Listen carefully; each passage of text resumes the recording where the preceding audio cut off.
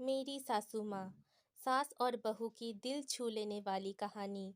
पहले दिन ससुराल में अदिति बर्तन धोने गई। उसके हाथ से एक कप टूटकर गिर गया तो वो बहुत डर गई। वो सोची अभी उसके सासू माँ आएंगे और उसे ताना दे जाएंगे कि घर से कुछ भी सीख के नहीं आई, एक कप भी ठीक से नहीं संभाल पाती।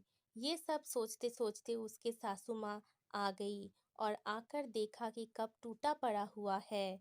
अदिति सासू माँ को बताया, गलती से मेरे हाथ से कप छूट गई। तो सास ने कहा, कोई बात नहीं बेटी, तुझे तो चोट नहीं आई, तू रो क्यों रही है? मुझे बता क्या प्रॉब्लम है तुझे? अदिति ये सुनकर हैरान हो गई और कहा, मैंने ये कब तोड़ दिया, इसलिए मैं रो रही हूँ। सास ने बताया, कब टूटे टूटने दो, पर दिल टूटना नहीं चाहिए। और तुम आज पहले ही दिन रसोई में क्या कर रहे हो? जब जरूरत पड़ेगी मैं तुम्हें बुला लूंगी। अभी जाकर ये सब करने की कोई ज़रूरत नहीं है। तुम इस घर में नए हो, अभी घर के तौर तरीके सीख जाओ, फिर आना, कोई जल्दी नहीं है। इसके बाद सास ने अपने बेटी को बुलाया और बोली, भाभी इस घर में नई है तो तू उसकी ख्याल रखा कर, उसको कहीं मत आने देना, यहाँ पर काम करने उसको अपने तरह से रहने दे। भाभी को क्या चाहिए, कौन सी चीज़ की ज़रूरत है, उसका ख्याल रखा कर। ये सारी बातें सुनकर अदिति के आंखें भर आई। रात को जब अदिति सोने गई तो वो सो नहीं पा रही थी, क्योंकि उसके सारे ध्यान उस दोपहर की बातों पर जा रहा था जो उसके सोच के विपरीत है।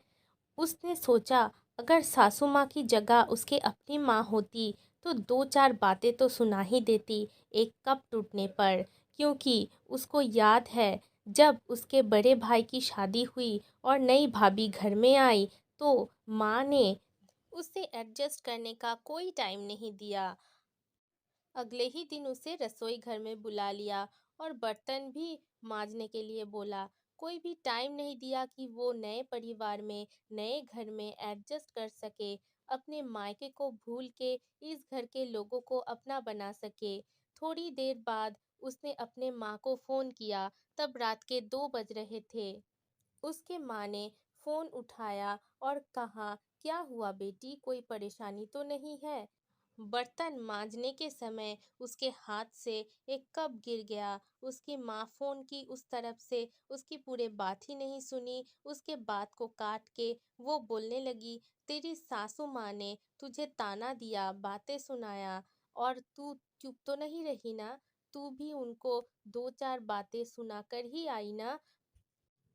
तू बिल्कुल भी चुप मत रहना, तुम भी उस घर में नए हो। ये सारे बातें समझने लगी उसकी माँ। थोड़ी देर बाद अदिति बोली, आप जैसे सोच रहे हो बिल्कुल भी कुछ वैसा नहीं हुआ।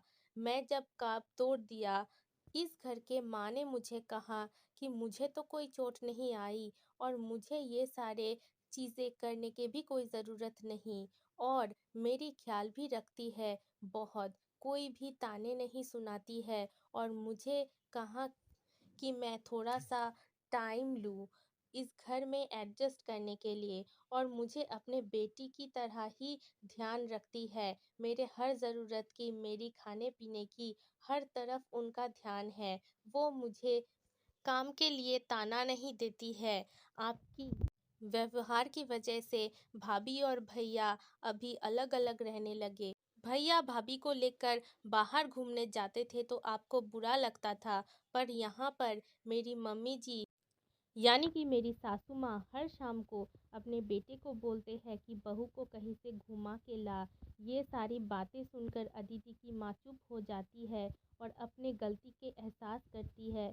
अदिति बोलती है, क्यों माँ, आप चुप क्यों हो गई? और उसके माँ फ़ोन के उस तरफ से कहती है, तू अभी सो जा बेटी, कल मुझे जल्दी उठना है, अपने बहू को धूमधाम से फिर से घर लाने का इंतज़ाम करना है। तुम और जमाई भी घर में कल ज़रूर आना। इससे अदिति की माँ को ये शिक्षा मिली, हर बार ताने मारने से ही कोई काम सीख नहीं जाता है।